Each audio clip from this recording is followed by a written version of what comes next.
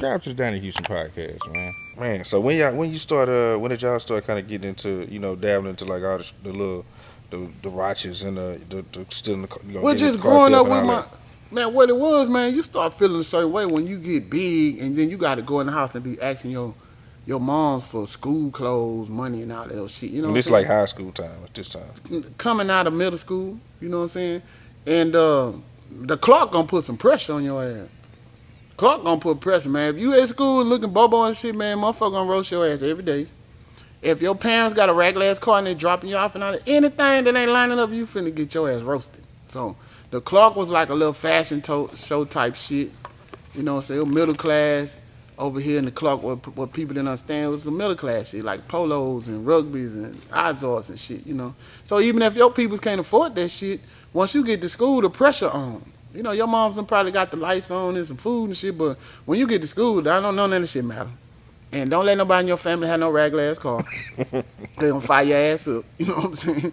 And all that old shit. So hanging around the little homies, man, we just thought, well, they basically, a couple of cats that I really was cool with, they already figured out some shit. You know what I'm saying? So they was in motion with some shit, and I'm sitting back watching like, damn, I'm from the country. Where I'm from, you don't fuck with white folks shit. You know what I'm saying? They ain't from where I'm from. We from the country, nigga.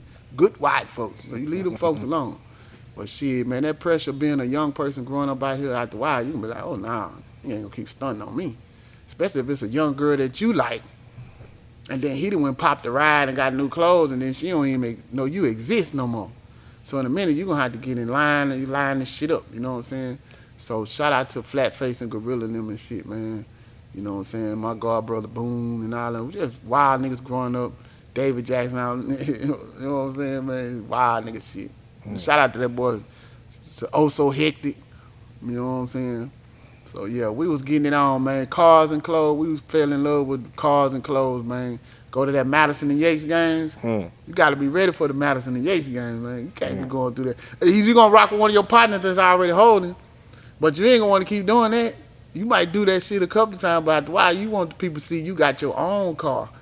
You don't want to be riding around all the time on that passenger side. That shit didn't work back then. You know what I'm saying? So yeah, man, we been like some car niggas, man. Them niggas out here, oh man. Shout out to True Blue and them. You know what I'm saying? JB. You know what I'm saying? Them boys car niggas out here, man. You know what I'm saying? Jimbo, Piggy and them. Yeah, car niggas, man. Been out there on it, man. On that SLAB shit. But we come a long way with that SLAB shit, man. Yeah. So when you start I'm just trying to put all this together. So when you doing the watches and getting into the car theft to get your slab and all that, is y'all getting into the water and all this at the same time? Is all this Yeah, all at the man, same time? what happened to Baby Stump outside Park, man? God bless Baby Stump, man, my little homeboy Chris. He moved out here. I think Chris my age, but he was grown.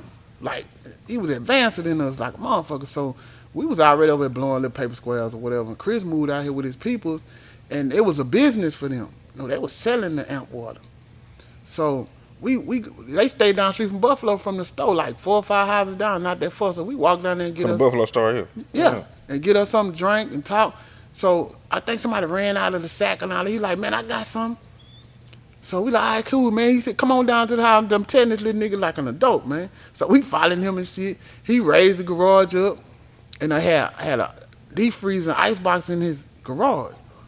So he come out of there, just like I said, he come out of there with the little pen shit.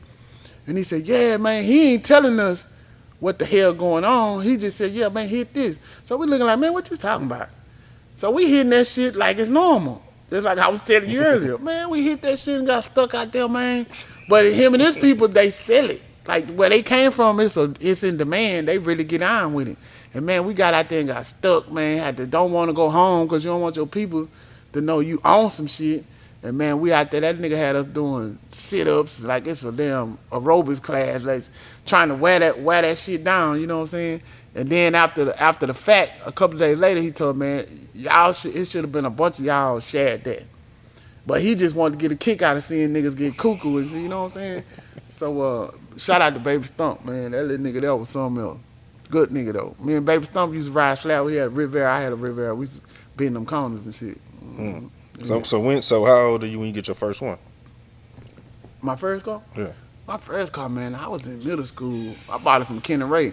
I bought the car because one of my friends went and pulled a stunt, hit the scene. Then I had another friend pull a stunt, hit the scene. So I was like, man, I was worrying my mom's about a car. I ain't stopped to think she probably barely keeping up with what's going on. So I got on with one of my partners and got some money. I had an OG partner that was at the time they was into like the Firebirds and shit. You know the OGs like the fast cars, all this shit. So he had a 674 or 74 colors with the round headlights with T tops and shit.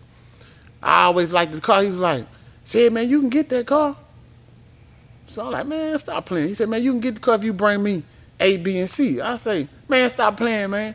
He said, I'm telling you, man, but he been saving up money to get him a Firebird. He was gonna get a gold one. And then a couple of other partners around the neighborhood, they riding Trans Ams and all that type of shit.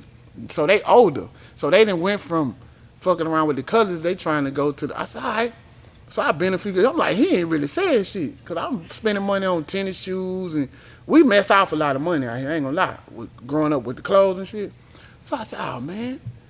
Like 2 or 3 days later, I go get the money. I come back. He said, man, you for real? I said, yeah, I'm for real. So he fired up, put the battery in and everything. Man, I'm riding around, but I can't take the car home. Cause my mama, you know what I'm saying? Once I got the car, I started trying to figure out how I'm gonna deal with my mom. So I used to park the car on Buffalo, on the side of the road. And I stayed like behind Buffalo once you cross the bridge, behind like Screw Shop. That's where my mom stayed. So I used to leave the car right there in the nighttime and walk on across the bridge and go home and get up early in the morning and get in the car and ride to school or whatever.